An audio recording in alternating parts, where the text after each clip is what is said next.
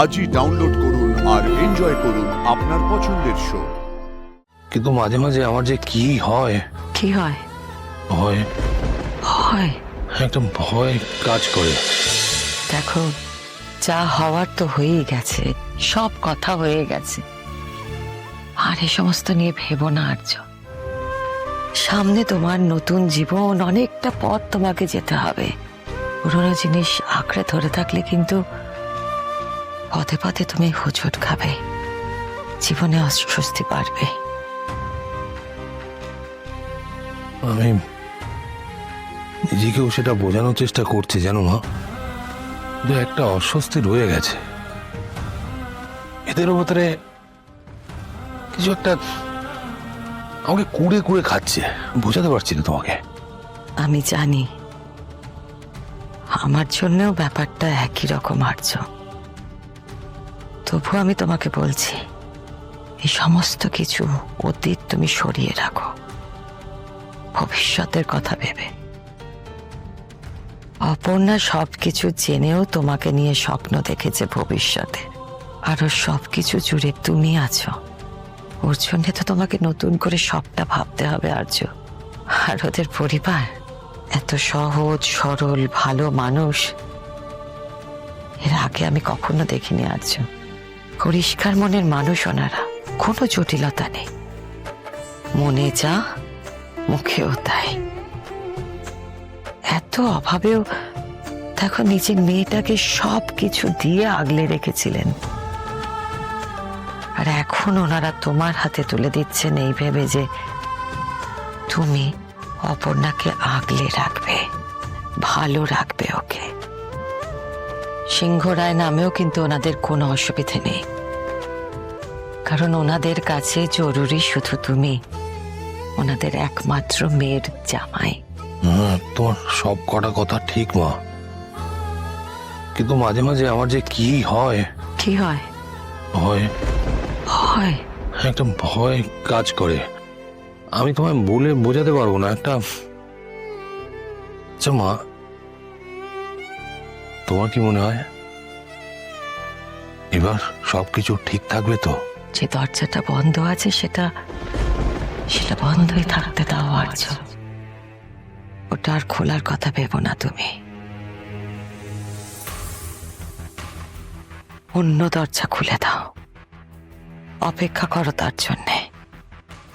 যে আসছে তাকে আসতে দাও, সেই তোমার ভবিতব্য আর্য, সেই তোমার ভবিতব্য। আর একটা কথা,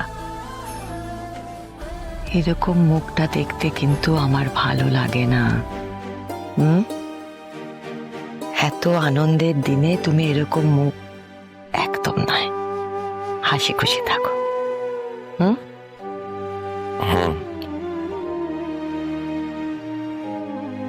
ঠিক তো? মানে হ্যাঁ রে বাবা, ঠিক আছে।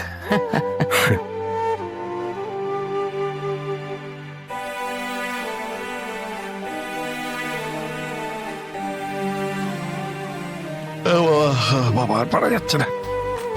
ও বাবা, বিছানাটা করে দিই, বাবা বলল বাবার ঘুম পেয়েছে। মেয়ের কাণ্ড দেখো, বিছানা করছে। করে তো বিছানা মাঝে মাঝে। কদিন পর তার করবে না বলো?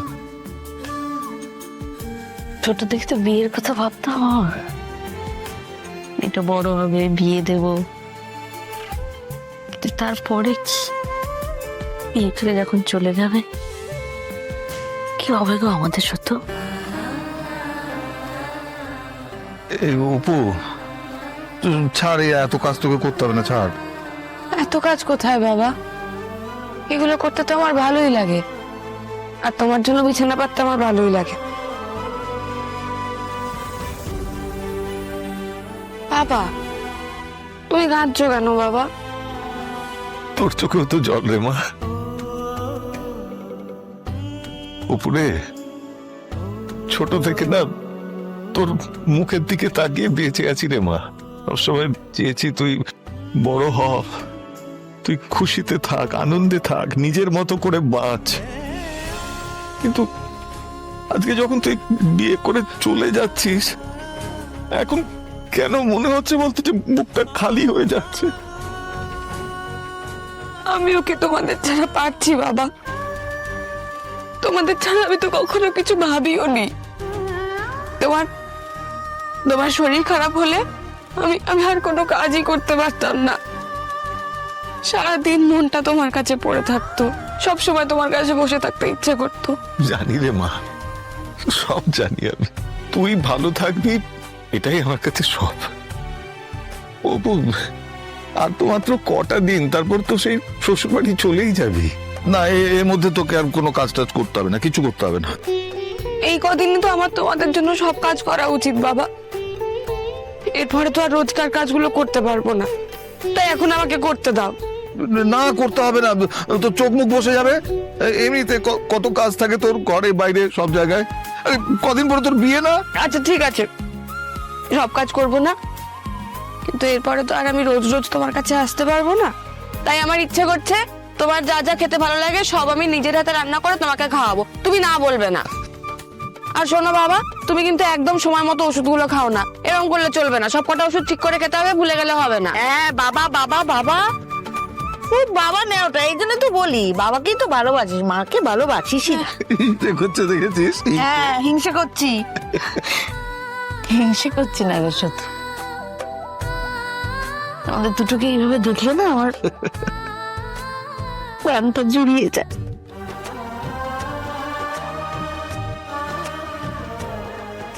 তুই খুব ভালো থাকবি রে অপু, খুব সুখী হবে।